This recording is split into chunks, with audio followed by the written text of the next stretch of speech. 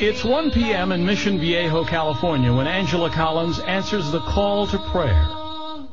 It's her second prayer of the day, and following custom, she'll pray 3 more times before the day is done. Now I have this belief, and I love my belief, so I have to respect it and follow the rules. The rules are not easy to follow. Angela is Muslim. She has been for almost 5 years.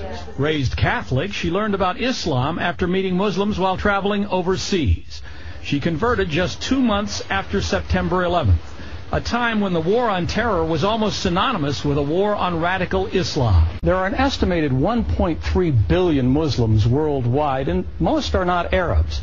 Here in the United States, while the Muslim contingent numbers an estimated 7 to 8 million, it's growing rapidly. 20,000 new converts each year, 4 times as many women as men. In the Quran, it says that women were created independently of Adam, that Eve was an independent creation of God's. And so for a lot of white American women, that really appeals to their sensibilities of equality, and it's very liberating for them. Maybe I'll help you cook something. Julia Roach converted to Islam after being introduced to the religion by her husband, Chris. They weren't married at the time. He is also an American.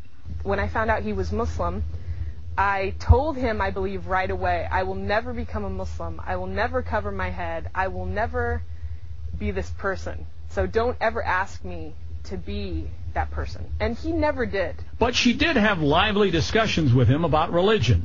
She was raised a Christian and said she converted after she was able to see past the stereotypes and learned about the values of Islam.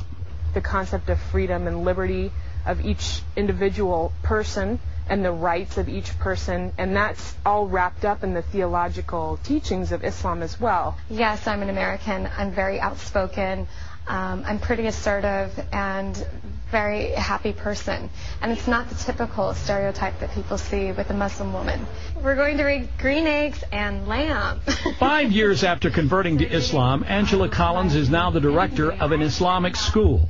It took her a while to get used to wearing the hijab, but now instead of being a fashion emergency, it's become a fashion accessory. Yeah, people looked and they were curious, but they never, a lot of the times they didn't realize I was a Muslim wearing hijab. They thought, oh, she must be some French designer coming up with a new fashion. It's not a new fashion, but maybe a new face on the world's second largest religion. George Lewis, NBC News, Los Angeles.